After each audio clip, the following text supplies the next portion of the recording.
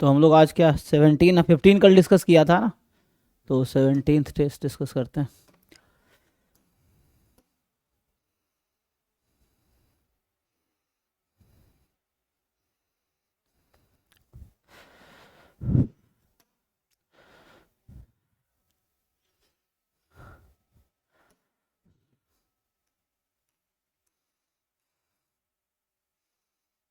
ना 16 17 18 मैट्रिसेस का है।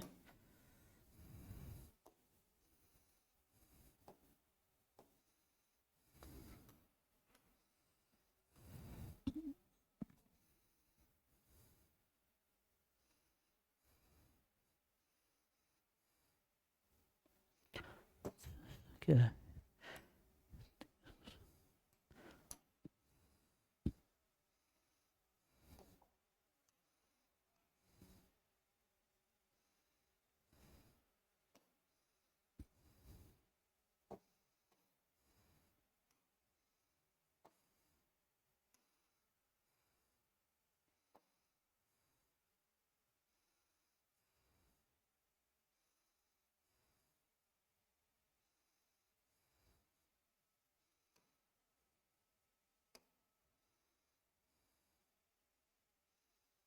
बताइए जी, जो भी डाउट है चैट में बताओ या, क्योंकि इस टेस्ट नंबर जो 17 है।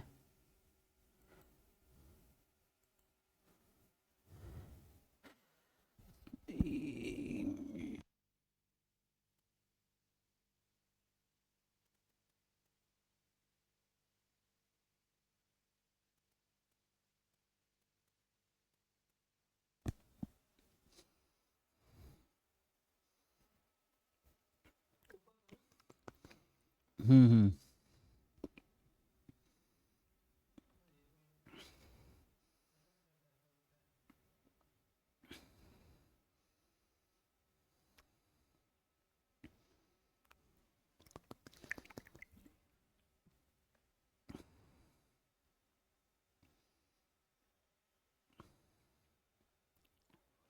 ठीक है, कोई नहीं, सही दिख रहा ना।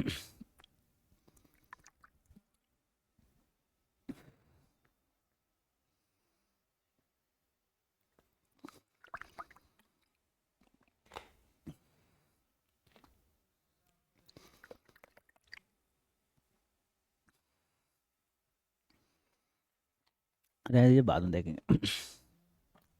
चलो जी, तो 38 ज़्यादा ही डाउट है। 3 5 8 11। ठीक है, अभी 9:30 तक क्लास है ना, तो जल्दी तो है नहीं, 1.5 घंटे है। तो 3 कह रहा है ए और बी टू मैट्रिसेस है, then A square B true for. तो सिंपल सा है, इसमें मिस्टेक है क्या? ए स्क्वायर निकालो, बी के इक्वल कर दो। सर बी और सी आंसर आ रहे थे इसके। अच्छा, नहीं, आपको ठीक से समझना पड़ेगा इक्वेशन को। क्वेश्चन है क्या दोनों होगा या क्या एक होगा, तो आपको समझना पड़ेगा। तो वो अंडरस्टैंडिंग की बात है, बेसिक।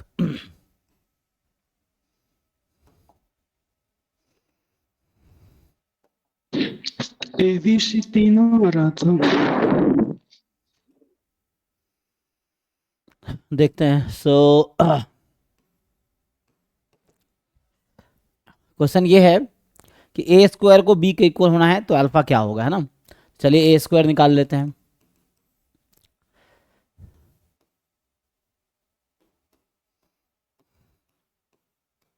ठीक,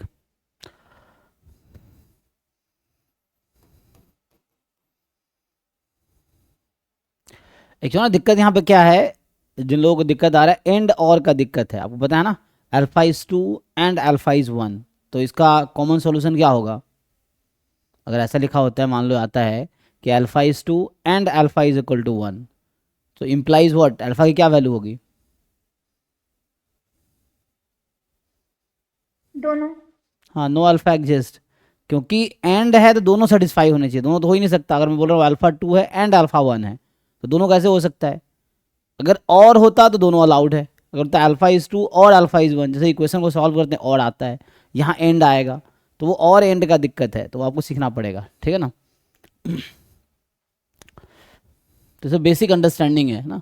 यहाँ से अल्फा स्क्वायर इसको मल्टीप्लाई करोगे तो 0, ठीक है, और इसको मल्टीप्लाई करोगे तो अल्फा प्लस 1 है, एंड इसको मल्टीप्लाई करोगे तो 1, यही है। अब ए स्क्वायर किसके इक्वल होना है, बी के। बी क्या है,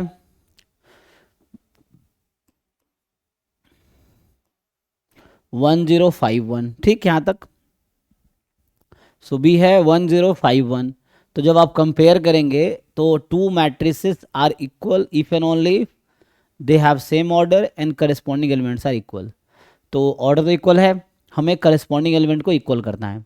तो करस्पॉन्डिंग एलिमेंट इक्वल कैसे होगा, so alpha square is equal to 1, 0 is equal to 0, alpha plus 1, alpha plus 1 is 5 and 1 is equal to 1। सब में कॉमा मतलब एंड है यहाँ पे, है ना। तो आपको कॉमन सॉल्यूशन निकालना है। तो बताओ ऐसा कौन सी अल्फा की वैल्यू है जिससे ये सारे इक्वेशन ट्रू हो जाए। तो ये तो ऑब्वियसली ट्रू रहेगा, इसमें कोई दिक्कत नहीं, ये तो ऑब्वियसली ट्रू है। तो मेनली जो हमारे पास चेक करने का है दिस एंड दिस। तो चलो इसको उधर भेज देते हैं 4। अब बताओ एक अल्फा की मुझे ऐसी वैल्यू बताओ जो दोनों इक्वेशन को सेटिस्फाई करती है। समझ गए। तो ये सब बेसिक आप लोगों को ना अंडरस्टैंडिंग नहीं एंड और वाली। बताओ मुझे एक अल्फा जो कह रहे हो तीनों ऑप्शन सही है, मुझे बताओ क्या अल्फा को -1 रखूंगा दोनों इक्वेशन ट्रू हो जाएगी, या अल्फा को 1 रखूंगा दोनों इक्वेशन ट्रू हो जाएगी, या अल्फा को 4 रखूंगा तो क्या दोनों इक्वेशन ट्रू होगी। समझे। तो ये सब बच्चों वाली चीजें हैं दूसरी तीसरी क्लास की, अभी तक ये दिक्कत है तुम लोगों को। और एंड में डिफरेंस पता है ना, जब इक्वेशन को सॉल्व करते हैं क्वाड्रेटिक को, तो मान लो आता है x-2 into x-1 is 0, product of two number 0, so either of 1 should be 0। तो वहाँ ऐसा होता है। यहाँ तो अब ऐसा थोड़ी ये इसके इक्वल हो गया और ये इसके इक्वल नहीं हुआ तभी मैट्रिक्स इक्वल, ऐसा तो नहीं होगा। मैट्रिक्स को इक्वल होने के लिए ईच एलिमेंट को इक्वल होना पड़ेगा। सो आई होप सबको समझ आ रहा होगा। तो ऐसा कोई अल्फा है ही नहीं, ऐसा कोई अल्फा है ही नहीं जो दोनों इक्वेशन को सेटिस्फाई करा दे। There is no such alpha. तो इसलिए आंसर सही है। Next question. सो 5 क्या है समझो। तो ये सब सीखो, ये सब 12th क्लास में था, मैं सच बता रहा हूँ। ये सब एनसीईआरटी में 11th 12th में था ये सब चीज़ें, और अभी तक दिक्कत है, इस लेवल तक आ गए इसके बाद भी।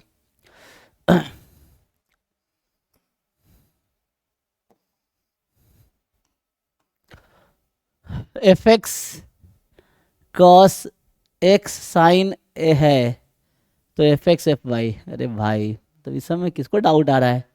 तुम सब ना 12th क्लास में एडमिशन करवा लो, मैं फिर कह रहा हूँ। जिन बच्चों को ये सब नहीं हो रहा है ना, सब मैं तुम्हें अगर कहूँ कि तुम एनसीईआरटी खोलो, अभी गूगल करो क्लास 12th एनसीईआरटी चैप्टर 3 खोलो, उसके मिसलेनियस एक्सरसाइज खोलो। 12th क्लास का क्वेश्चन है, एग्जैक्टली कॉपी पेस्ट करो तो मैं खोल के दिखा दूंगा। नहीं तो हो तभी एनसी गूगल करो क्लास 12th एनसीईआरटी, एनसीईआरटी में ये क्वेश्चन है 12th क्लास में। उस तरह क्वेश्चन वहां भी, prove that F of this into this is this.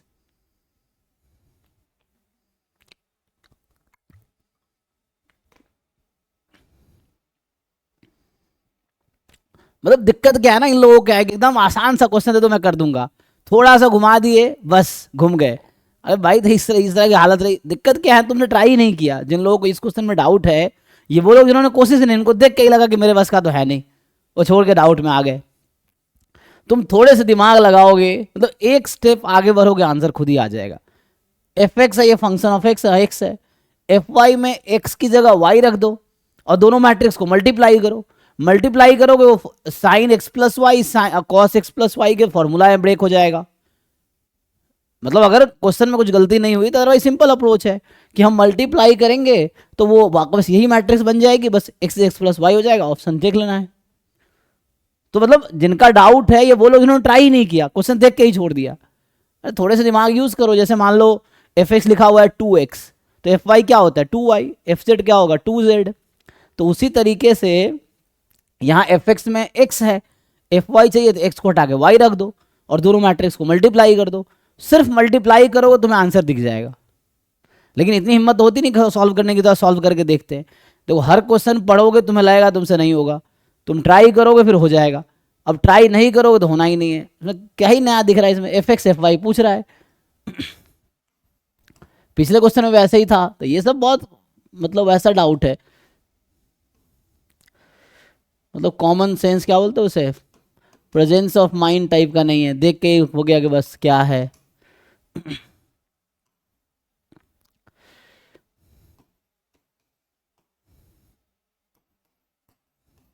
अब भैया जहां जहां एक्स दिख रहा है वाई, एक्स को हटा के वाई रख दो, cos Y sine Y minus sine Y cos Y. अब मल्टीप्लाई तो करना आता ही होगा, मल्टीप्लाई करके देखो वापस यही मैट्रिक्स बनेगी, बस एक्स की जगह X plus Y, X minus Y, जो भी बनेगा। करो भाई मल्टीप्लाई करो, जो कोशिश करेगा उसके आंसर आएंगे, जो ट्राई करेगा ही नहीं बस उनको चाहिए कि आसान सा क्वेश्चन दे दो, तो तुमसे ही नहीं सबसे हो जाएगा, तो वो तुम फिर भी लोग तुमसे आगे ही रहेंगे, है ना, ये दिक्कत है। अगर सारे आसान क्वेश्चन तुम कर ले रहे हो तो दुनिया में तो सारे आसान कर ले रही है, तो क्या डिफरेंस है तुम में और दुनिया में।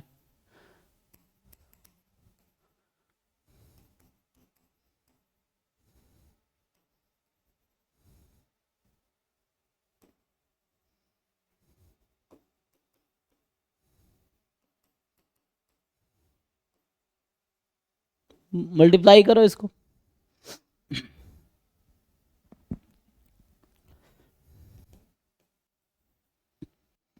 क्या है जी, cos x cos Y minus sine x sign y, ये बनेगा पहला टर्म।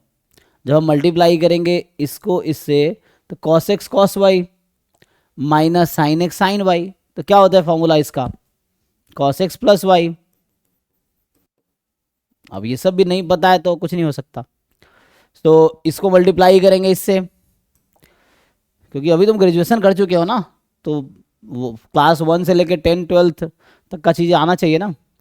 सो यहाँ से आ जाएगा cos x sign Y plus sine x cos Y, cos x sign Y plus sine x cos Y, sine x plus Y, है ना। अब शर्म करो इतना नहीं कर पा रहे हो, है ना, तुम्हें खुद से सोचना चाहिए कितना हमने क्यों ट्राई नहीं किया, ये चीज़ें हैं।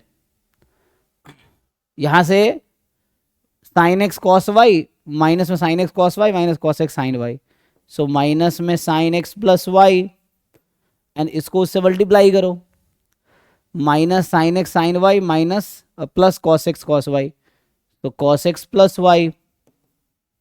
बताओ भाई अब तुम खुद ही देख लो, जब एफ एक्स वो है एफ वाई ये है, तो ये क्या है, F of X plus Y. अब इन सब चीज़ों में डाउट आ रहा है।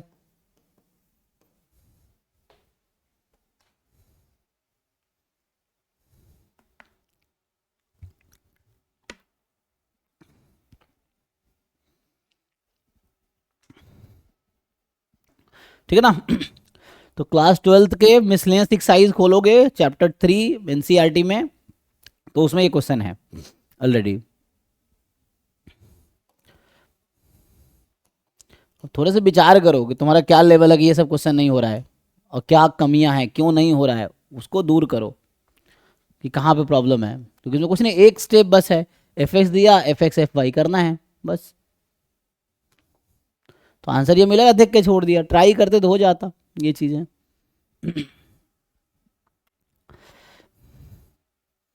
एट क्या है जी,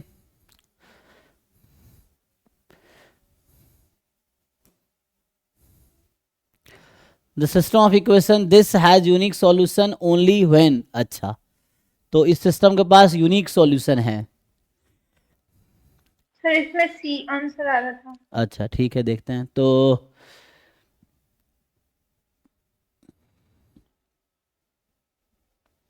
यूनिक सॉल्यूशन के लिए क्या होता है कि डिटर्मिनेंट 0 हो गया तो यूनिक सॉल्यूशन आ जाएगा, या रैंक से भी जा सकते हो आप। तो यहाँ से जब आप अगर ए ऑगमेंटेड बी की बात करते हैं, सो 2p6 and 1 2q and 1 1 3, ये है ऑगमेंटेड 8 5 4। सो 8 5 4, ये है।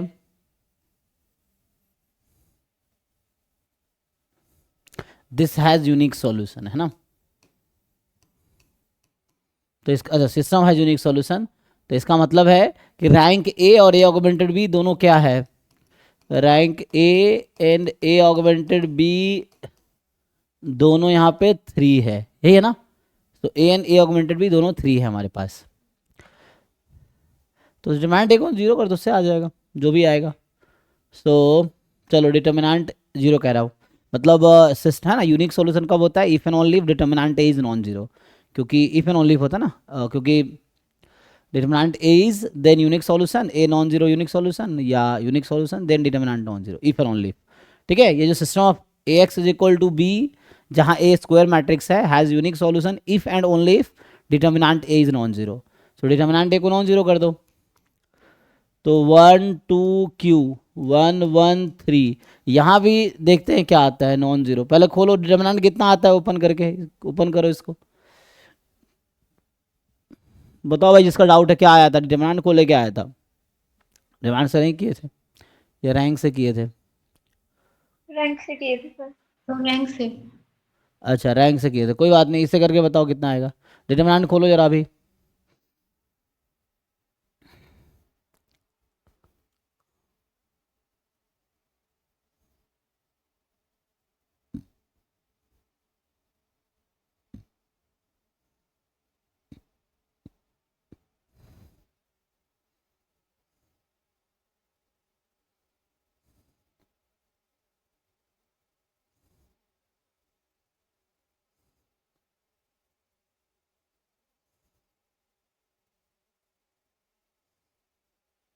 Sir Q not equal to 3 and P not equal to 2. नहीं नहीं खोलो कि डिटरमिनेंट कितना आ रहा है, ओपन करके डिटरमिनेंट की वैल्यू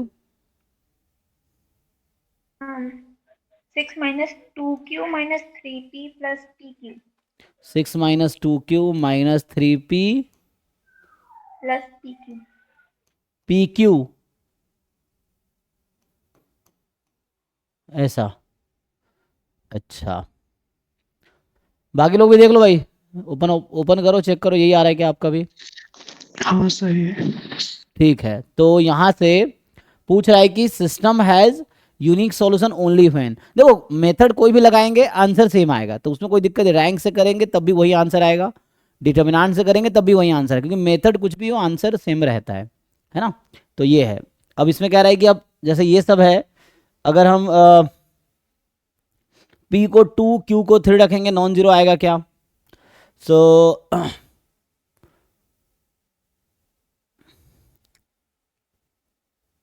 ओनली व्हेन कह रहा है, लेकिन ना ओनली व्हेन का मतलब होता है, जैसे व्हेन होता है ठीक है, ओनली व्हेन का मतलब है इफ एंड ओनली इफ जो होता है ना, तो ये ओनली इफ लिखा हुआ है।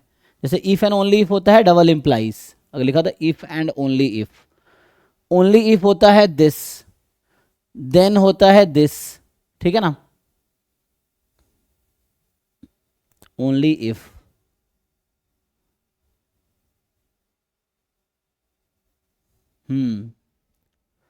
इफ एंड ओनली इफ,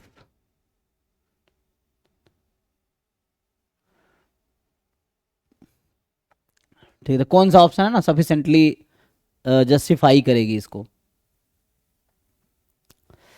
तो इससे आ तो गया, बट इससे अब देखना पड़ेगा कॉमन कुछ निकाल सकते हैं, तो इसमें हम लोग Q या P वाला टर्म कॉमन ले सकते हैं। तो ये नॉन जीरो कब होगा, जब वो ऐसा होगा, तो यहाँ से पुट करके देखना पड़ेगा नहीं, P2 Q3, तो मैं कह रहा हूँ P को चलो सब में Q3 तो कॉमन ही दिख रहा है मुझे, एक में Q3 Q03, चलो Q को 3 रखते हैं, 3 रखेंगे तो क्या हो जाएगा, 2 3 या 6 माइनस 6 कैंसिल हो जाएगी, तो यहाँ से आ जाएगी, मतलब भाई Q को 3 रख देते हैं, तो Q को 3 रखेंगे तो 6 माइनस 6 ये 0 हो जाएगी, तो माइनस 3P और Q को 3 प्लस 3P, 3P उधर चला जाएगा, तो 3P is equal to 3P, है ना। जैसे Q को 3 रख दिया हमने, तो यहां से आ गया,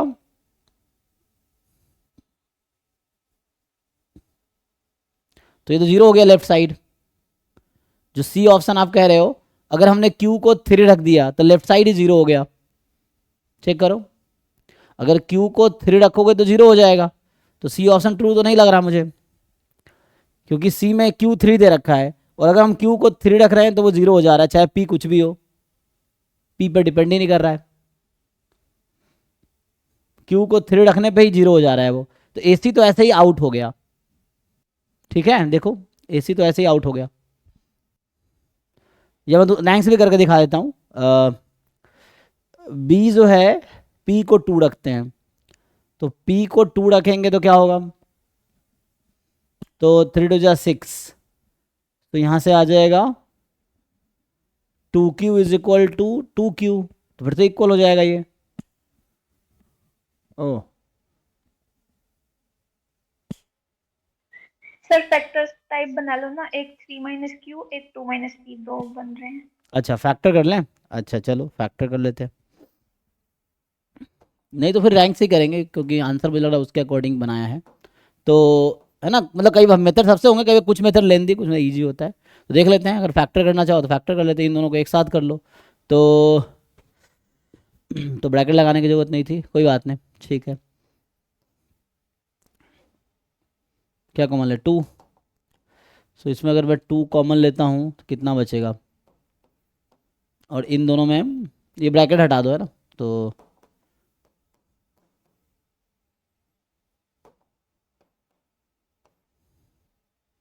सो यहाँ से 2 आ जाएगा, 3 माइनस क्यू, और -3 कॉमन लोगे,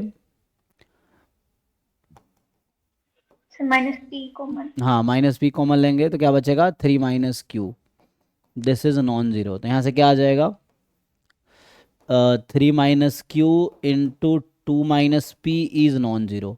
अब आप समझो, ध्यान से देखो, हाँ ये अभी मैं कुछ देर पहले आपको समझा रहा था पहले क्वेश्चन में जो एंड और का लॉजिक है, यहाँ भी एंड और का लॉजिक है, ठीक से समझना पड़ेगा। 2 नंबर का प्रोडक्ट 0 नहीं आना चाहिए, इसका क्या मतलब है, यहाँ क्या लिखेंगे हम, 3 minus Q non zero and not और, ये लॉजिक ठीक करना पड़ेगा आप लोगों को, वरना एग्जाम में भी गलती होंगी। 2 नंबर का प्रोडक्ट होता है इक्वल टू 0, तुम ध्यान दोगे, जब इक्वल टू 0 रखते हैं हम क्या बोलते हैं, कोई भी एक 0 हो जाए तो काम हो जाएगा, तो लिखते हैं कि 3 माइनस क्यू इज 0 और 2 माइनस क्यू इज 0, मतलब 3 माइनस क्यू इज 0 और 2 माइनस पी इज 0, और जब इक्वल टू 0 होता है, ये नॉट इक्वल टू 0 है। सो 2 नंबर्स का प्रोडक्ट 0 नहीं चाहिए हमें, so means both has to be non zero, तभी जाके प्रोडक्ट नॉन जीरो आएगी। सो मीन्स ये आएगा कि 3 minus Q is non zero and 2 minus P is non zero. और इससे क्या समझ आया,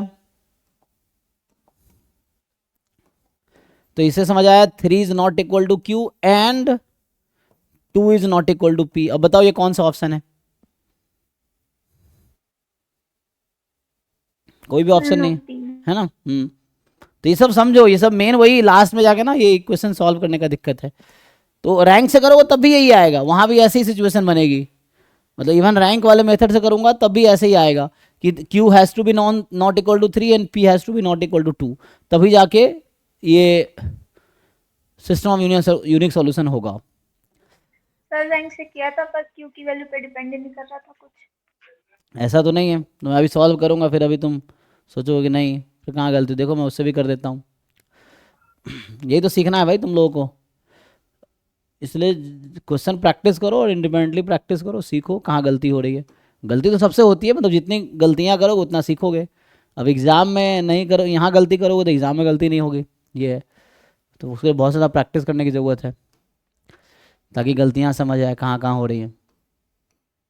यही था 2p6 12q 113854। सो हमें बता रखा है कि rank of A and A augmented B दोनों 3 आना चाहिए, क्योंकि यूनिक सॉल्यूशन है। तो ए का rank and A augmented B का रैंक दोनों 3, तो इस मैट्रिक्स का रैंक भी 3 होना चाहिए और टोटल मैट्रिक्स का रैंक भी 3 होना चाहिए, ये है। तो इसको सिंप्लीफाई करो, क्या करते हैं, elementary operation preserves rank of the matrix, तो रैंक प्रिजर्व रहता है एलिमेंट्री ऑपरेशन से। ठीक है जी, सो इस 1 से इन दोनों को 0 बना देते हैं, एक 1 या इसको ना किसी एक को रख लो, चलो 2 को ही रख लो, क्या करूं, कैसे भी कर लो। 2 से डिवाइड कर देंगे थ्रू फिर मतलब सब्ट्रैक्ट। इतना करेंगे नहीं तो ठीक है, चलो R2 को चेंज कर देते हैं, R2 minus 1/2 R1, and R3 को भी चेंज कर देते हैं, R3 माइनस 1/2 R1। 1/2 क्यों कर रहा हूँ? क्योंकि 2 को 2 से डिवाइड कर फिर 0 बनाना है मुझे, कहीं ना कहीं रो इक्लॉन फॉर्म में हम लोग कन्वर्ट करना चाह रहे हैं।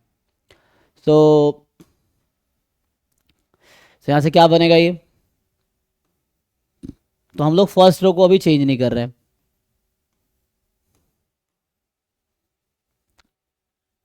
अब देखो देखो ये इससे अच्छा ये था कि मैं ना थर्ड रो वाले एलिमेंट के हेल्प से पहले दो को थर्ड जीरो, रो को फर्स्ट रो से रिप्लेस करके ऑरिजी था। तो उससे क्योंकि ये पी ना हर जगह आ जाएगा, इसमें क्या होगा, यही पी यहाँ भी आ जाएगा, यहाँ भी आ जाएगा, तो और कॉम्प्लिकेट होगा। तो उससे बेटर है, क्योंकि अभी जो हमने ऑपरेशन लगाया ना उसमें पी सब में आ जाएगा, तो इससे बेटर है कि इसके रिस्पेक्ट में उसको हम चेंज कर दें, है ना। हाँ वो तो कोई दिक्कत नहीं। तो पहले जैसे मैं R1 को ही अभी चेंज, बाद में इंटरचेंज करेंगे। सो R1 को ही मैं अगर चेंज करूँ या इंटरचेंज करना है कर दो R3 के साथ, तो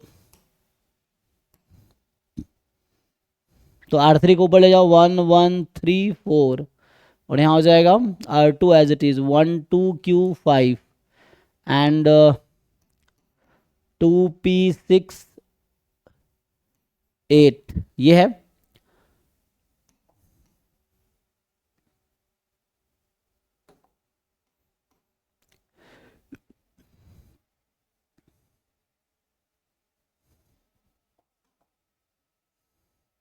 अब एलिमेंट्री ऑपरेशन लगाओ, जैसे ये 1 इन दोनों को 0, तो R2 changes as R2 minus R1, ठीक। इसमें लगाओ R2 changes as R2 minus R1, and R3 को चेंज करो, मैं इसको 0 बनाना चाह रहा हूँ लास्ट 2 एलिमेंट फर्स्ट कॉलम के। सो R3 माइनस 2 R1, सो ये क्या बनाएगा, सो इससे आपका आंसर आएगा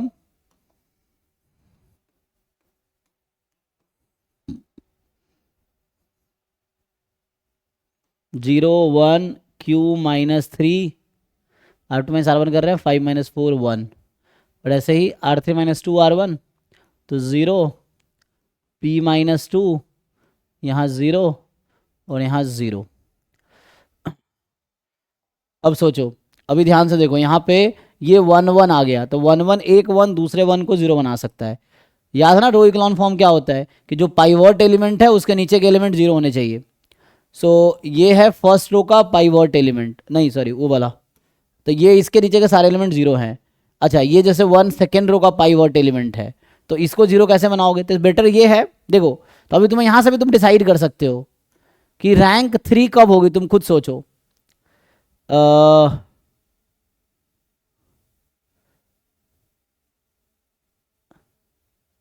अभी तो ठीक है, एक काम करता हूँ, एक को मैं हम लोग R1 में से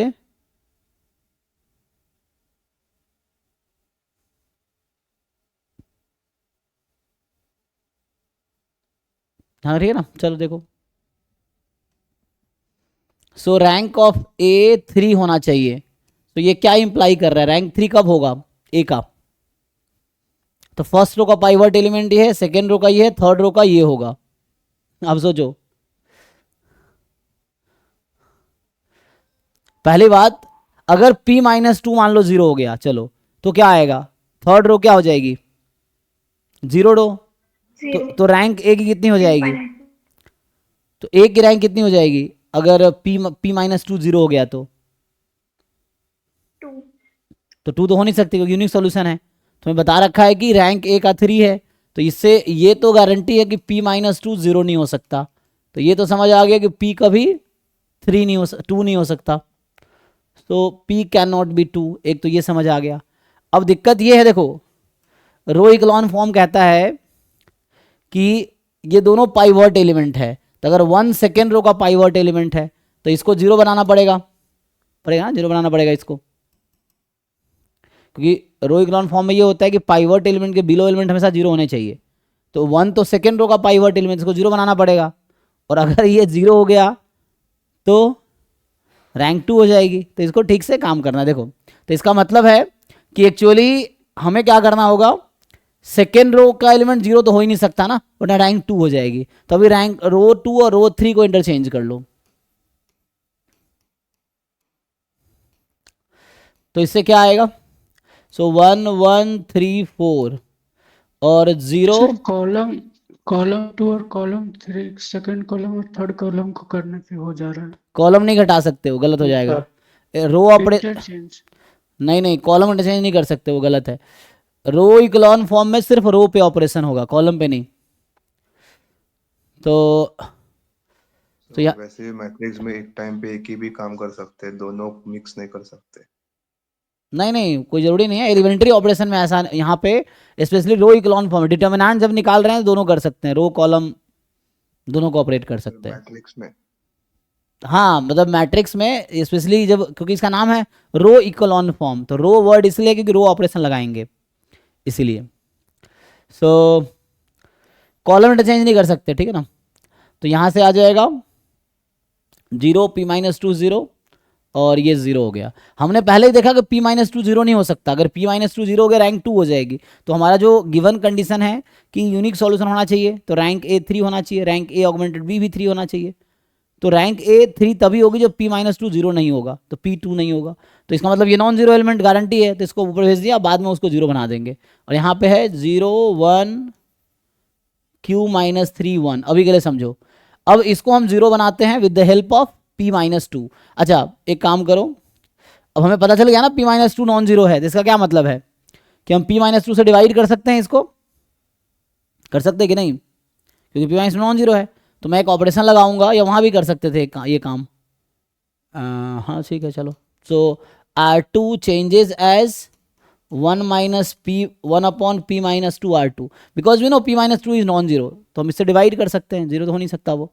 तो ये मैट्रिक्स क्या बनेगी उसके बाद जो ये मैट्रिक्स है आपके पास, दैट इज 1 1 3 4 0 1 0 0। ठीक, अब तो 1 हो गया, 0 1 q-3 1, ये हो गया। अब देखो ये तीनों 1 हो गया, तो ये तो पाइवर्ट एलिमेंट है, इसके बिलो सारे एलिमेंट 0 होने चाहिए। ये पाइवर्ट एलिमेंट, इसके बिलो सारे एलिमेंट 0 होने चाहिए रो इक्लॉन फॉर्म में लाने के लिए। तो इसको 0 बनाओ, तो अब R3 को चेंज करो, R3 माइनस R2। और जब R3 माइनस R2 लगाओगे तो ये मैट्रिक्स बन जाएगी 1 1 3 4, ये तो ऐसे रहेगा, 0 1 0 0 एज इट इज रहेगा। और यहाँ से R3 में R2 घटा रहा है, 0 minus 0 0 1 minus 1 0 q-3 0 q-3 1 minus 0 1। अब फिर से वही क्वेश्चन है कि A का रैंक 3 कब होगा। फिर से सोचो कि जो मैट्रिक्स A है इसका रैंक 3 कब होगा। ये A मैट्रिक्स इतना ही तो है, तो इसका रैंक 3 कब होगा। ये इफ एंड ओनली इफ था, यहां भी इफ एंड ओनली इफ होगा, जो भी हो, लेकिन एटलीस्ट है ना, एक साइड तो है। बताओ, तो अगर ये q-3 मान लो 0 हो गया, तो A का रैंक कितना हो जाएगा, फिर से थर्ड रो 0 हो जाएगा A में, तो रैंक 2 हो जाएगा। अगर ये q-3 0 हो गया तो A का रैंक 2 हो जाएगा। तो फिर से नो कॉन्ट्रडिक्शन आ जाएगी, क्योंकि क्वेश्चन में गिवन है कि यूनिक सॉल्यूशन है, तो रैंक तो 3 होना चाहिए। तो अगेन यही आ गया। तो ये सब तुम लोग ठीक है। So this has to be non zero, so q has to be, ये दोनों कंडीशन आ गया। तो इतना जो लंबा चौड़ा दिमाग लगा रहे हो, ये इतने में हो गया था। डिटरमिनेंट निकाला, नॉन जीरो किया, उससे ही काम हो गया। तो होगा हर तरीके से, बट वही कुछ लेंदी होगा, कुछ शॉर्ट होगा। तो ये इससे वो हुआ आगे। चलिए नेक्स्ट क्वेश्चन पे आते हैं। तो सब सीखो भाई। मतलब इक्लॉन फॉर्म, हाँ हाँ सर मतलब इक्लॉन फॉर्म में बनाने के लिए इसको ऐसे करेंगे। हाँ, इसके लिए इक्लॉन फॉर्म का डेफिनेशन पता होना चाहिए।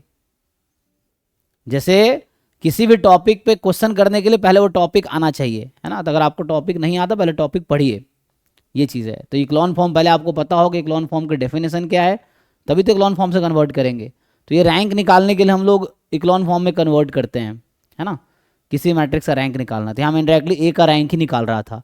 ये इग्नोर भी कर सकते हैं, इसको हमने बहुत ज़्यादा यूज़ भी नहीं किया है, क्योंकि हम ए पे ही काम कर रहे थे। तो इसको आप इग्नोर कर सकते हैं। ए का मैं रैंक निकाल रहा था इनडायरेक्टली, तो रैंक ए का हमें निकालने रहा था, हमें गिवन था रैंक 3 है, तो हमें कंडीशन बतानी थी। तो आपको रो इक्लॉन फॉर्म का डेफिनेशन अगर पता है, उसमें ये कहता है कि 0 रो बॉटम पे होगा, जो भी फर्स्ट रो, किसी रो का पहला नॉन जीरो एलिमेंट जो कि पाइवट एलिमेंट होता है, जिसको लीडिंग एलिमेंट बोलते हैं, that leading element should be, मतलब अगर 1 है तो ठीक है, एटलीस्ट लीडिंग एलिमेंट के बिलो के सारे एलिमेंट 0 होंगे, है ना। और बाद वाले रो के जो लीडिंग एलिमेंट है वो बाद वाले कॉलम में होगा। तो 3 कंडीशन है जो कि आपको याद रखना होगा, है ना। तो अगर मान लो आपको जिनको पता ही नहीं रो इक्लॉन फॉर्म क्या होता है, तो हाउ कैन समवन एक्सपेक्ट, और वो एक्सपेक्ट करेंगे क्वेश्चन सॉल्व कर लेंगे।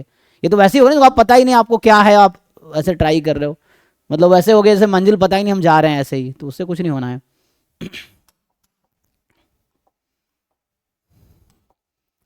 इसलिए पहले जिनको सिलेबस पूरा ढंग से कंप्लीट है वही आगे क्वेश्चंस कर पाएंगे, ऐसे थोड़ी तुक्का लगा लगा के सॉल्व कर लोगे।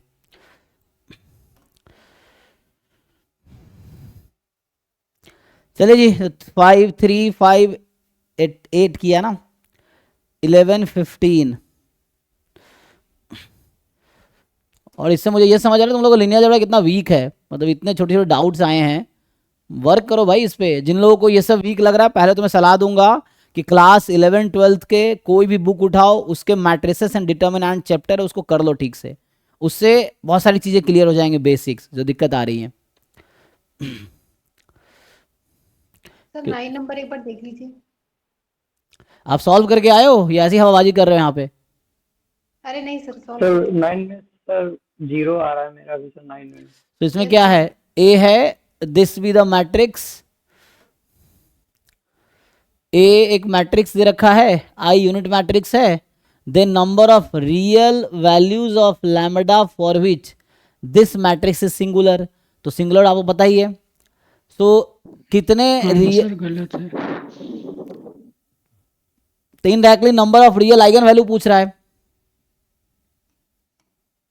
बोल रहा है ए माइनस लैम्डा आई का डिटर्मिनेंट 0 होना चाहिए।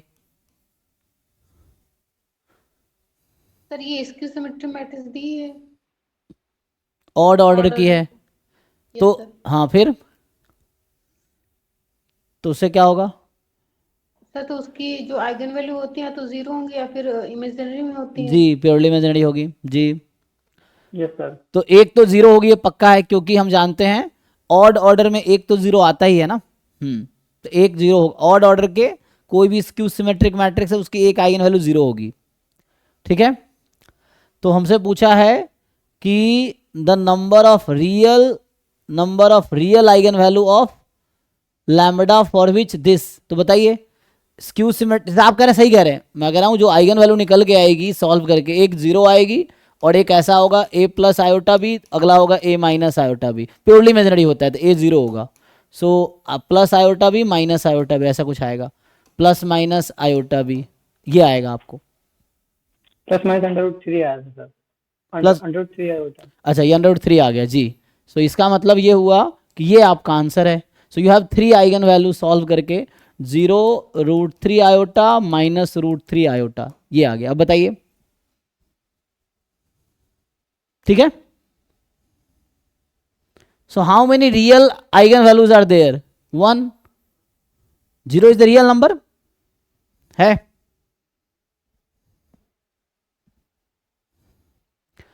मुझे लगा गलत आप क्या समझ रहे हैं, आपको लग रहा है कि आपसे ये नहीं पूछा है कि what is the eigen value, problem हुई। हाँ आपको पूछा है number of real eigen value, question पढ़िए है ना, ये पूछा है number of real eigen values पूछा है।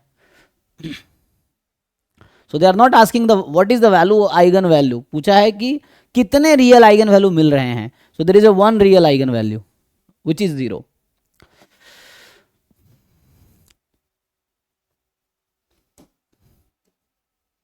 इलेवन में क्या है, A be the n cross n matrix satisfying, मतलब देखो जैसे मैं तो कह रहा हूँ जिन लोगों को वीक, फिर से मैं कह रहा हूँ 11 12 के कर दो एक बारी। JEE मेंस वाली जो PYQs बुक मैंने शेयर की थी गूगल पे भी है, JEE मेंस का IIT JEE मेंस का जो मैट्रिसेस डिटर्मिनेंट के क्वेश्चन उसमें सॉल्व कर लोगे तो 70-80% ऐसे तैयार हो जाएगा मैट्रिक्स डिटर्मिनेंट, उसमें कुछ नया तो रहेगा नहीं, ये जो बेसिक्स नहीं आ रहा है। A be the real n cross n matrix satisfying A cube is A, so n cross n matrix है।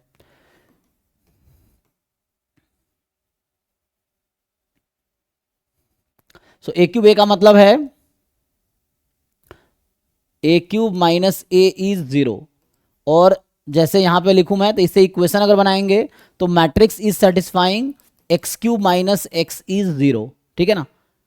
अब ये अगर 3x3 की मैट्रिक्स होती तो हम ये बोलते कि ये जो है इसका क्या है, this is characteristic polynomial, but 3x3 का तो है नहीं। लेकिन इसको अगर फैक्टराइज करेंगे तो हमें पता चलेगा कि x into x minus one x minus two is 0, sorry x plus one ना, x into x minus one x plus one this is 0। तो इससे ये समझ आया हमें, है ना। तो इसको बोलते हैं एनिहिलेटिंग पॉलिनोमियल। ये जो एक्स क्यू माइनस एक्स है ना, जैसे कैरेक्टरिस्टिक पॉलिनोमियल, मिनिमल पॉलिनोमियल, वैसे एनिहिलेटिंग पॉलिनोमियल होता है। Annihilating polynomial is a polynomial that matrix satisfies, है ना। So may be characteristic polynomial, may be minimal polynomial. तो ये जो है एनिहिलेटिंग पॉलिनोमियल बोलते हैं इसको।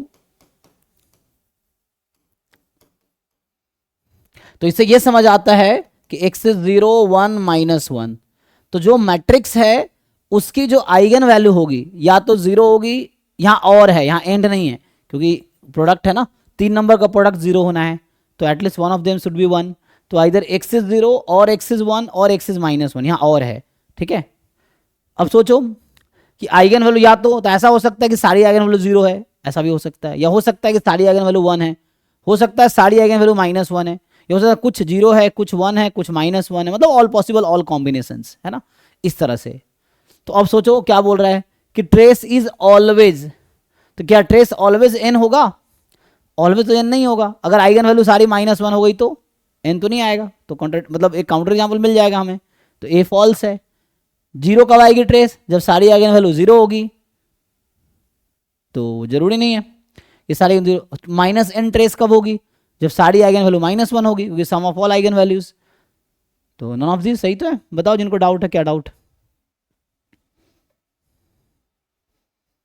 तो ये आइगन वैल्यूज हैं।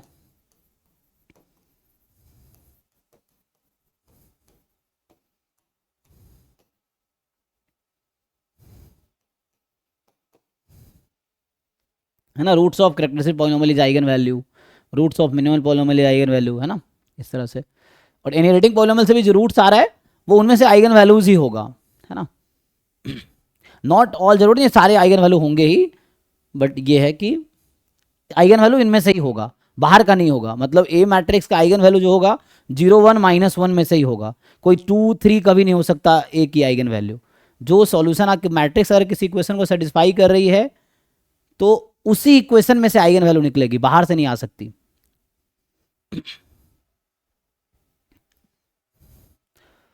11 के बाद 15, सो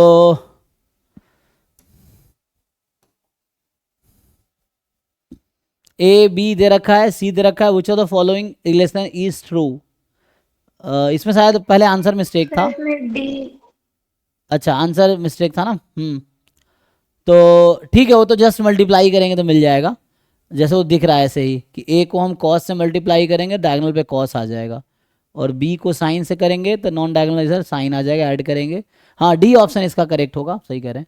सो इसमें मिस्टेक है आंसर की में, तो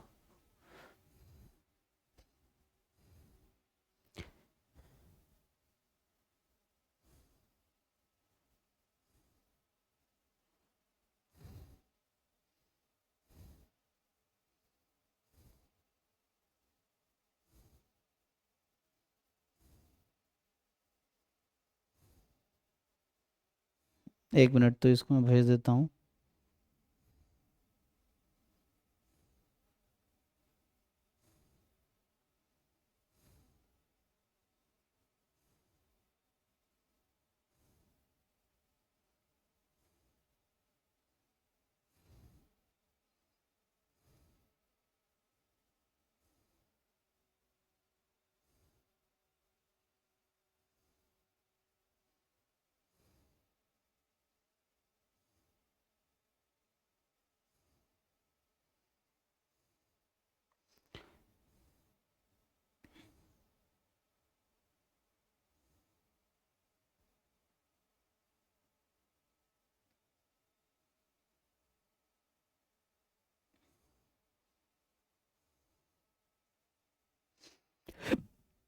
चलिए नेक्स्ट, ये हमारी साइड से गलती, इसमें आंसर की गलत है, ठीक है ना। तो नेक्स्ट जो है 15 के बाद 13 हो गया जी, 11 13 13, ठीक है ना। तो 13 क्या कह रहा है, if the characteristic root of this matrix lambda 1 lambda 2 है ना, तो इस मैट्रिक्स का आइगन वैल्यूज लैम्डा 1 लैम्डा 2 है, तो characteristic root of this matrix क्या होगी। तो जैसे कैरेक्टरिस्टिक रूट्स मतलब क्या है, इसका कैरेक्टरिस्टिक पॉलिनोमियल निकाल लीजिए। तो इसका मतलब है कैरेक्टरिस्टिक पॉलिनोमियल जब निकालोगे ए मैट्रिक्स का एग्जांपल के लिए, तो क्या होता है, कर लो ए माइनस लैम्डा आई, है ना, इससे बनेगा ना।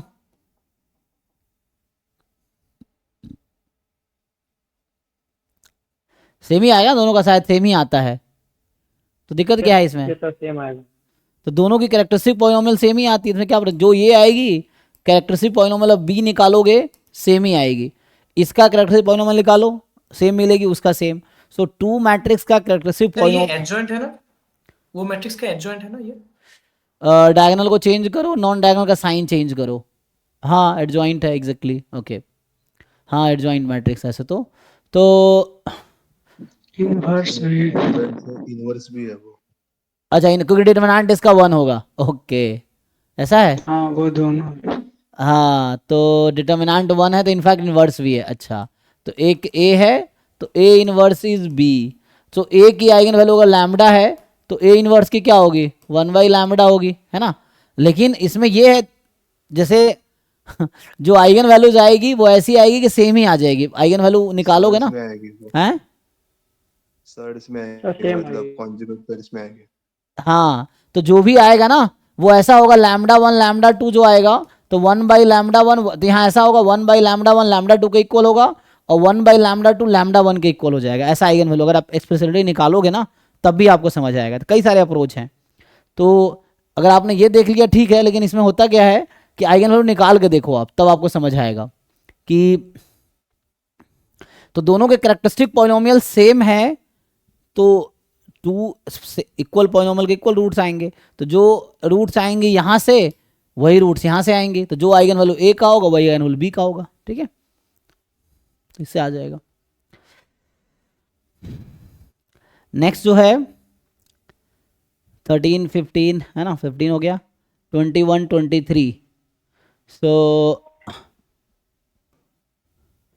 21 है, मतलब यहाँ मुझे ऐसा लग रहा है कि इसमें बहुत सारे बच्चों को दिक्कत है, मतलब ये नहीं 20 भी सर डिस्कस करिएगा। 20 में मेरा m+1 हाँ m+i आ रहा था। characteristic root of equation of a matrix M is this, then M inverse does not exist, M inverse exists cannot be determined from data, M inverse exists and this and this। अरे भाई तो क्या दिक्कत है, जैसे lambda square minus lambda minus 1 is 0, हाँ तो मुझे ये बताओ यहाँ से every matrix satisfy its own characteristic equation. Yes sir. So M yes sir. So M square minus M minus 1 0।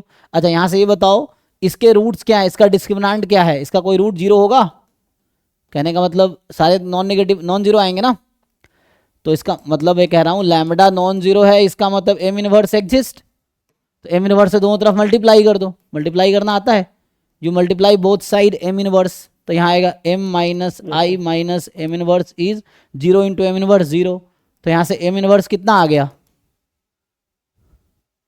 m minus आई, कहाँ डाउट आ जा रहा भाई, ये है, तो इसको सॉल्व करोगे तो लैम्डा नॉन जीरो आएगा, तो एम इनवर्स एग्जिस्ट करेगी और एग्जिस्ट करेगी एम इनवर्स ये आएगी।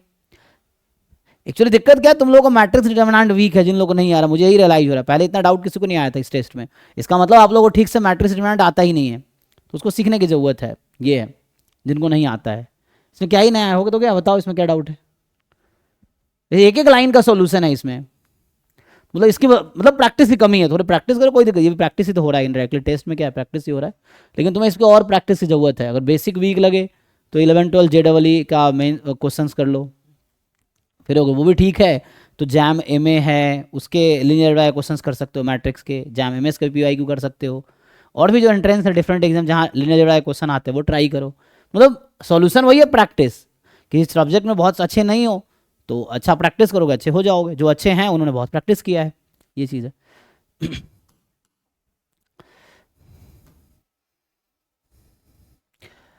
क्या है जी 21 में डाउट था ना, what is the dimension of the vector space formed by the solution of the system of equation. So dimension of the solution formed by the solution of the system of equation. So आप जानते होंगे ये null space है, आपको मैं क्या बताऊं, ये भी है ना, ये सब दिक्कत है।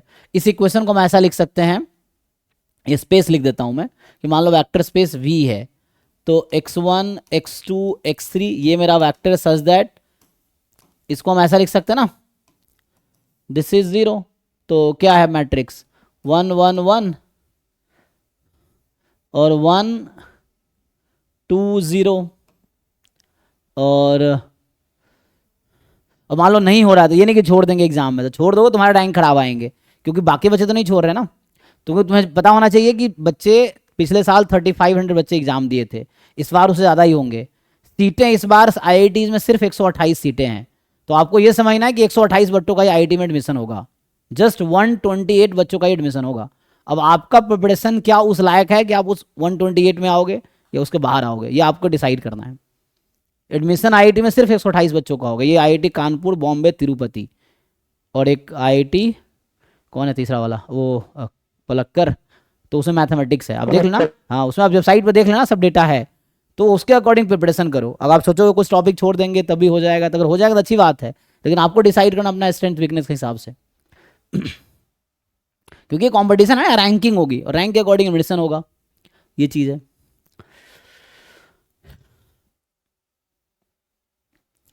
और तो x1 0 1 -2 0 1 -2 ये है,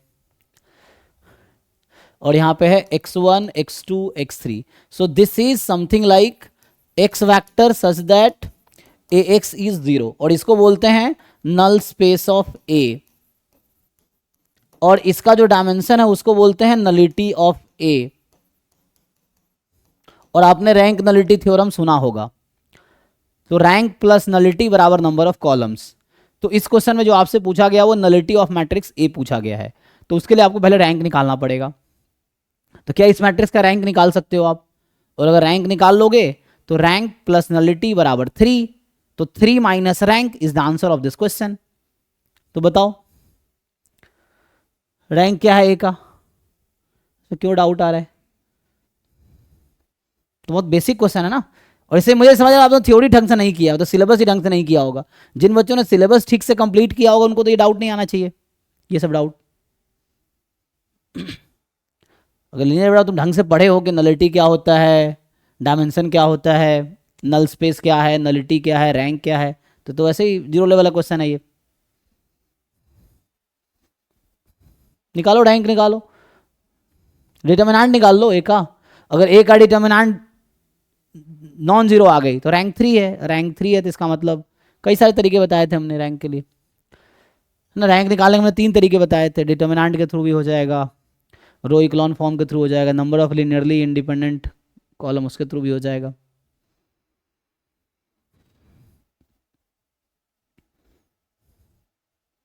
बता पाओगे किसका डाउट है जी? हाँ जी विशाखा है कि गई?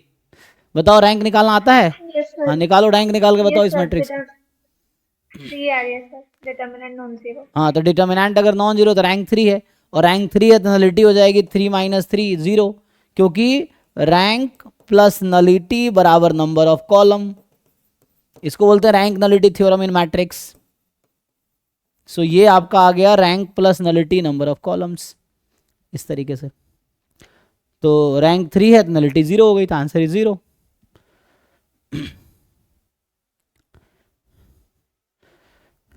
इसका मतलब ये जब सॉल्व करोगे तीनों इक्वेशन को ना, तो x1 बराबर 0, x2 बराबर 0, x3 बराबर 0 आएगी, 0 स्पेस हो जाएगा। वो तुम सॉल्व करके भी देख सकते थे। एक अप्रोच ये हुआ ना।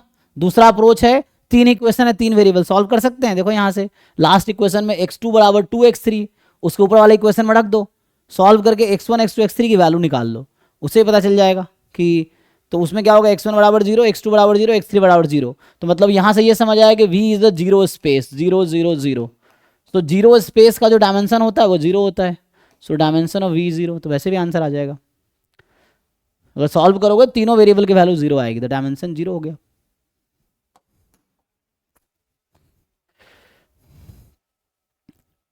भाई इसमें क्या है कि A is a symmetric matrix, lambda 1 lambda 2 lambda n eigen value होगा ना। Eigen values of A11 A22 ANN are the diagonal entries of A, ठीक है। So which of the following is correct. तो ये जानते नहीं हो आप, trace is equal to sum of eigen values. तो डायगोनल एलिमेंट्स का सम ट्रेस होता है। ट्रेस का डेफिनेशन क्या है कि सम ऑफ डायगोनल एंट्रीज। तो ये जो लेफ्ट साइड में लिखा हुआ है वो ट्रेस है, और सम ऑफ ऑल थ्योरम होता है कि trace is equal to sum of eigen value. तो इसका मतलब थ्योरम नहीं पता है जिन लोगों को इसमें डाउट है 22 में, है ना। देखो 22 भी डाउट में लिखा हुआ है, सो इसका मतलब है थ्योरम नहीं पता है आपको। Trace is equal to sum of eigen value, determinant is equal to product of eigen values, ये थ्योरम है। इसलिए सिलेबस ढंग से करना पड़ेगा, डेफिनेशन थ्योरम्स याद होने चाहिए, तब क्वेश्चन सॉल्व होंगे, क्योंकि इतना टाइम नहीं कि थ्योरम आप प्रूव करोगे। तो trace is equal to sum of eigen value, B is correct, that's why. चलिए नेक्स्ट क्वेश्चन पे आते हैं 23। सो 23 20 है, थ्योरम है इसलिए correct. If the characteristic polynomial of A 3 cross 3 given by this, ठीक है। Trace of A and determinant of A, ये भी सेम थ्योरम पे है। तुम इस इक्वेशन को सॉल्व करो, देखो लैम्डा की वैल्यू क्या क्या आती है जिनको डाउट है। ये सब बहुत बेसिक लेवल, देखो इमेजिनरी रूट हम्म आ रहे थे, इमेजिनरी रूट्स आ रहे थे। हाँ कोई बात नहीं, इमेजिनरी रूट साथ उसको ऐड करके कुछ भी आए, sum of eigen value is trace, product of eigen value determinant, ये चीज है। तो निकालो क्या इमेजिनरी रूट्स क्या आ रहे हैं।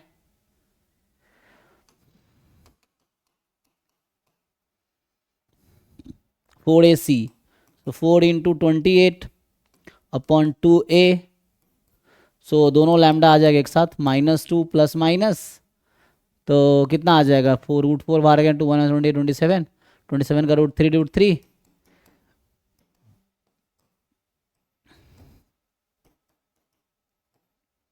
तो 2 से डिवाइड कर दो। ये सब बता रहा हूँ, ये सब देख के मुझे समझ आ रहा है कि तुम्हें आइगन वैल्यू कुछ जानकारी नहीं है, मतलब बिल्कुल।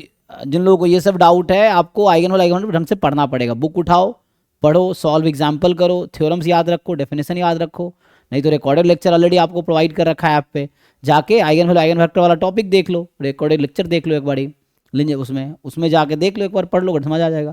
क्योंकि ये सब बहुत जीरो लेवल के क्वेश्चंस हैं जो आपसे नहीं हो रहे, मैं बता रहा हूँ। एग्जाम में इससे बहुत डिफिकल्ट क्वेश्चंस आए हैं जैम और गेट में, ये जीरो लेवल के क्वेश्चंस हैं और उसमें स्ट्रगल कर रहे हो। और अभी टाइम है ठीक करने का ना, बहुत टाइम है एग्जाम में, 2 महीने है अभी पूरा पूरा। आज 1 दिसंबर है ना, तो आज से एग्जैक्टली 2 महीने 60 दिन बचे हैं 61 डेज है अगर एग्जाम डे के दिन देखोगे तो जहाँ जहाँ आपको वीकनेस फील हो उसको ठीक कर लो, बुक से पढ़ के या रिकॉर्डेड लेक्चर देख के या खुद थोड़े प्रैक्टिस करके, मतलब एक्शन लो, जो भी आपको रियलाइज हो ये प्रॉब्लम, उस पर एक्शन लो। ये है जी, सम करो। हो गया सर, हो गया। तो ये लैम्डा 1 ये lambda 2, sum of eigen value trace, product of eigen value determinant, multiply कर दो, इस तरह हो जाएगा, हो गया सर। ठीक है ना। सो 23 के बाद 20 हो गया ना, 20 तो जिन लोग बोले हो गया था ना, ठीक है। तो हाँ तभी 27 28, तो 27 में है कि एस एक सेट है जो 2 वेक्टर है, find the value of k for which this vector belongs to the linear span of A. अब देखो फिर से मैं कह रहा हूं, ये क्वेश्चन जिनसे नहीं हुआ है, इसका सिंपल मतलब कि आपको नहीं पता है कि स्पैन की डेफिनेशन क्या है। अगर आपको डेफिनेशन पता होगा तो एक लाइन का क्वेश्चन है, एक लाइन में सॉल्व हो जाएगा, ये चीज है।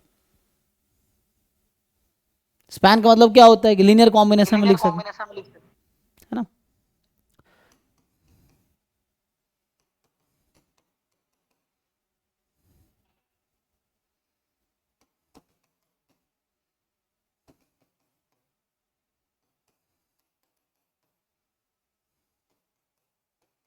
अब मल्टीप्लाई करो, कंपेयर करो, 3 वेरिएबल है, 3 इक्वेशन बनेगा, सॉल्व करना है उसको, क्या ही नया है इसमें।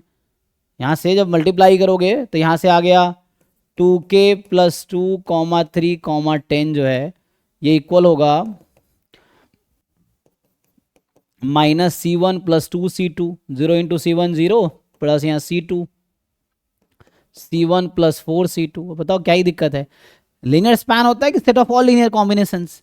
तो ये है लीनियर कॉम्बिनेशन, तो इसका मतलब बोल रहा है स्पैन में है, मतलब उसके लीनियर कॉम्बिनेशन में लिखे जा सकते हैं। तो लीनियर कॉम्बिनेशन लो और लिखो, कंपेयर कर लो फर्स्ट कॉम्पोनेंट। सर वो हो जाएगा। वही तो ट्राई करो, इसलिए मतलब एनालिसिस करो। मैं जिन लोग बोलता हूँ जब डाउट पूछते हो, क्योंकि मैं फिर से कह रहा हूँ, आधे लोग ज़्यादातर लोग ऐसे होंगे जो टेस्ट दिए होंगे और सीधा आगे होंगे, सर ये क्वेश्चन बता दो। बिलीव मी, अगर आप उन्हीं क्वेश्चंस को दोबारा सॉल्व करते जो आपसे नहीं हुए हैं टेस्ट में, तो दोबारा जब सॉल्व करोगे तो आधे क्वेश्चन तो ऐसे ही हो जाएंगे, तो आधे ही आपको डाउट पूछना पड़ेगा। ऐसा नहीं कि आपने टेस्ट में गलत की है, जो गलत हो गए सब आपको नहीं आते हैं। एनालिसिस का मतलब यही देखना होता है कि क्या गलती हुई, क्यों गलती हुई। बहुत सारी वजह इग्नोरेंस, मतलब जैसे आप ध्यान नहीं देते उस समय कि आप मतलब या कोई चीज़ उस समय याद नहीं था, बाद में आपको याद आ जाता है, तो खुद ही आपको रियलाइज हो जाएगा यहाँ ये गलती हुई, यहाँ ये गलती हुई। फिर आप फिल्टर करके डाउट पूछो ना, कि जैसे एक बार सॉल्व किए, दूसरी बार में आप चेक करो कहाँ क्या गलती हुई, उन्हीं क्वेश्चंस को टेस्ट के बाद दोबारा सॉल्व करो जो आपसे गलत हुए हैं, फिर आप देखो कहाँ गलती हुई है, तो उसके बाद आपको एग्जैक्टली पता होगा कि आपको क्या जानना है। ये चीज़ है। एनीवे, तो C2 यहाँ से 3 आ गया, ऐसे ही यहाँ से इसको इक्वल कर देंगे तो C1 आ जाएगा, फिर K आ जाएगा। पूछा क्या है? K ना, तो 10 इज इक्वल टू दिस, तो C1 निकाल लो, K निकाल लो। 3 इक्वेशन 3 वेरिएबल। 28 में क्या है?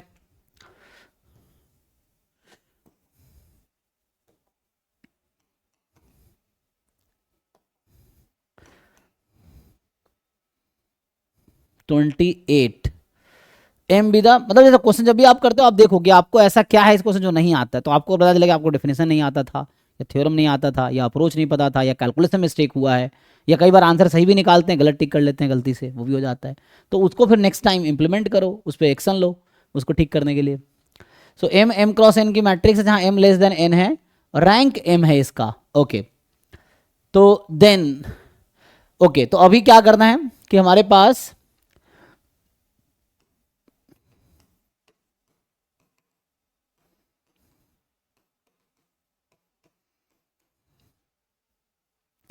अब आपको मैं पहले तो एक रिजल्ट बता दूं जो शायद आप पता ही होगा आपको। पूछा क्या है इसमें? यूनिक सॉल्यूशन, यूनिक थ्योरम पता है ना कि दिस हैज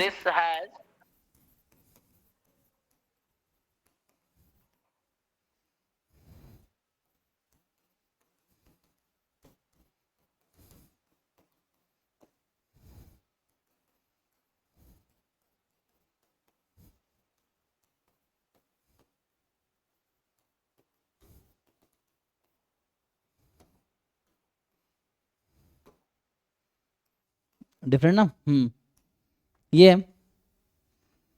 तो कुछ सोचो यहाँ पे क्या कह रहा है। फॉर एवरी बी, क्या डाउट है जी? कुछ पूछना चाह रहे हो? पूछो।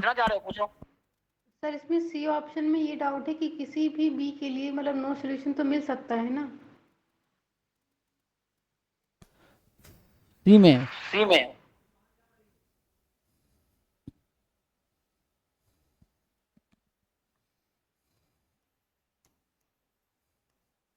तो मतलब इसमें इन्फिनिटी और नो सॉल्यूशन दो मिलेंगे, लेकिन किसी बी के लिए नो सॉल्यूशन भी तो पॉसिबल है। ठीक है, देखते हैं। सो यहाँ पे क्या है? रैंक ऑफ एम, सी में डाउट है ना, तो ऐसा बोलो ना, ठीक है।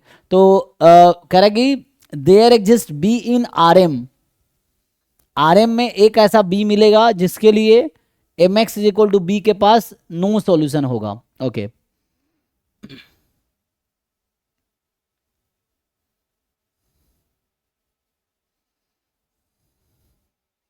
ए में कितने रो है? एम रोज हैं। चलो आपको मैं ऐसे समझाता हूं। रैंक ऑफ एम ना, एम दे रखा है, और एम मैट्रिक्स के पास कितने रो हैं? मान लो A11, AM1, A1n, AMN, इस तरह से टोटल है। अब मैं अगर किसी से पूछूं कि व्हाट इज रैंक ऑफ, ये एम मैट्रिक्स लिखा है मैंने अभी, एम ऑगमेंटेड बी,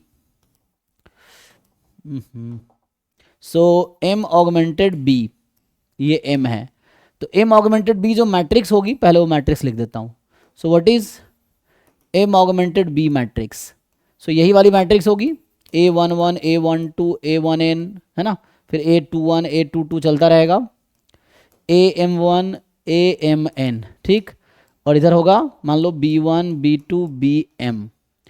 अब मुझे बताओ अगर M का रैंक M है, स्मॉल m है, सो M ऑगमेंटेड B का रैंक क्या होगा?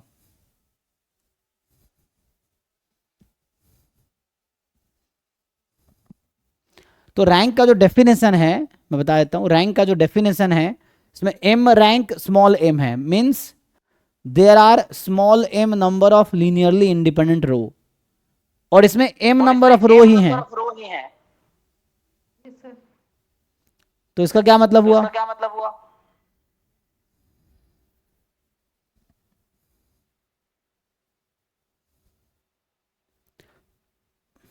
तो इसमें भी तो एम ही रो हुई ना। तो रैंक आपको लगता है कि m से कम होगी? नहीं सर। देन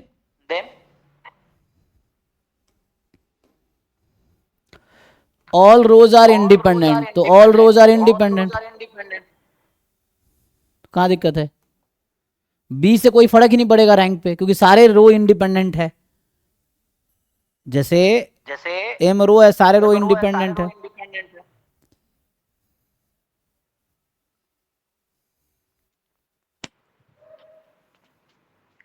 और नो सॉल्यूशन कब हो सकता है? सर सर इसमें जो एम मैट्रिक्स है उसकी जो रैंक है वो लेस देन एन है। कहाँ है लेस देन एम? तो ब्रैकेट में दिया है एम लेस देन एन। अरे मैडम आप गलत समझ रहे हो, रैंक लेस देन एम कहाँ लिखा है? नहीं सर, रैंक नहीं लिखी है, बट ब्रैकेट में लिखा नहीं एम लेस देन एन, इसका क्या मतलब है? कि उसके पास कॉलम ज्यादा है और रो कम है। जी मैं आपसे पूछ रहा हूँ नो सॉल्यूशन के लिए क्या कंडीशन है, क्या थ्योरम है? अरे ये लिखा है मैडम, देखो। Rank of N. Yes sir. तो आपको लगता है कभी डिफरेंट आ जाएगा? ये दोनों डिफरेंट आएगा, सेम आएगा? हाँ सर सेम ही आएगा, समझ गए। तो सेम आएगा तो इसका क्या मतलब है कि अगर n हो गया तो यूनिक सॉल्यूशन होगा। n कभी हो नहीं सकता, क्वेश्चन में दे रखा है लेस देन n है, मतलब क्वेश्चन में m दे रखा है, तो इसके पास इनफाइनाइट सॉल्यूशन है।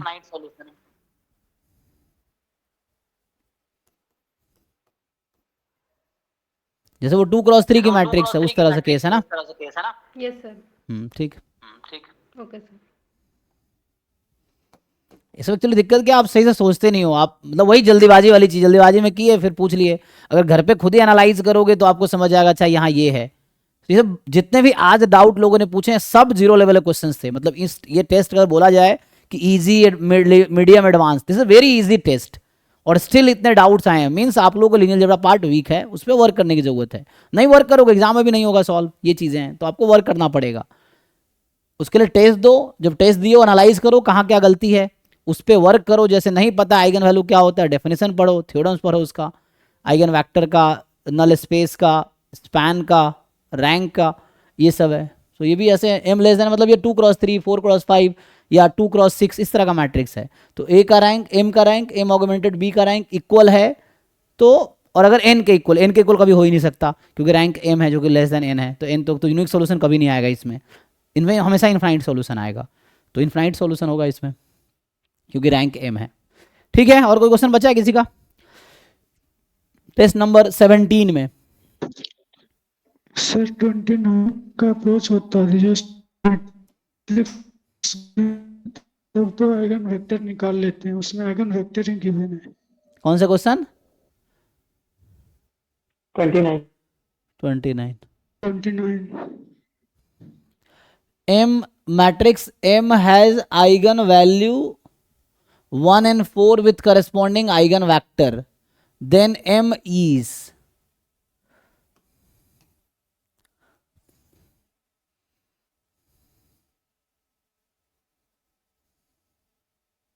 m क्या होगा? एक तो हर ऑप्शन के थ्रू जा सकते हो, वरना दूसरा तरीका है AV1 is equal to λ1 V1, मतलब ए माइनस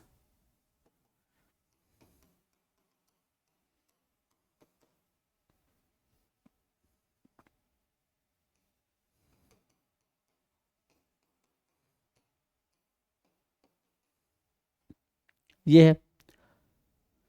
और तुम्हें V1 भी पता, V2 भी पता, लैम्डा भी पता, लैम्डा 1 लैम्डा 2 सब पता है। तो बस चेक करना है कौन इसको सेटिस्फाई करता है। तो वो तुम्हें यही चेक करना होगा, एक तो ये इक्वेशन और एक ये ए V2 बराबर लैम्डा 2 V2। तो यहाँ सिंपल तरीका ये है कि हर ऑप्शन में ए को मल्टीप्लाई करो V1 V2 के साथ और देखो क्या लैम्डा 1 टाइम V1 आता है। कहने का मतलब ये है कि मैट्रिक्स ए को अगर हमने V1 से मल्टीप्लाई किया तो यहाँ आना चाहिए लैम्डा 1 इंटू वही वाला V1। तो ये तुम कैलकुलेट करो और देखो अगर ये आ गया तो सही है। वैसे ही ए मैट्रिक्स को मल्टीप्लाई करो V2 के साथ। सर हाँ जी, सर इसको ऐसे भी तो कर सकते हैं कि जो एम मैट्रिक्स है उसको ए बी सी डी करके सपोज कर लें, फिर इक्वेशन बन जाएंगी क्योंकि जी जी जी उससे आइगन वैल्यू गिवन है तो उससे जल्दी हो जाएगा। हाँ उससे भी कर सकते हैं कि इसमें पुट कर दीजिए ए माइनस लैम्डा भी, या वही A minus I lambda is equal to V, A मान लो है ना। तो I lambda 1 V1 is equal to 0। और वही ट्राई करने की बात है, जिससे भी ट्राई करो बट कैलकुलेशन करना पड़ेगा। तो इससे कर दो या ए भी मल्टीप्लाई कर लो, है ना। सो चारों ऑप्शन के लिए कर सकते हैं, नहीं तो ए बी सी डी मान के भी कर सकते हो कि ए बी सी डी मान लो उससे करो। ठीक है, जो आप कह रहे हो वो भी सही है, तो उससे भी कर सकते हैं कि ए मैट्रिक्स मान के and then you multiply A B is equal to lambda भी आना चाहिए। सो क्या होता है ना, ए बी सी डी मान लो फिर A B is equal to lambda भी करो, दो इक्वेशन बनेंगे तो उससे आ जाएगा ए बी सी डी की वैल्यू, तब भी हो जाएगा।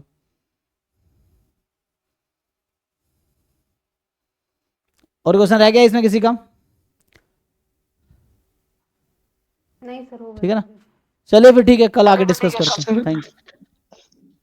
हाँ जी। कल वो टेस्ट है वो वाला 2 नवंबर दिसंबर वाला जो था 2 अक्टूबर को, हम्म वो है क्या? मैम ने इन्फॉर्म नहीं किया है।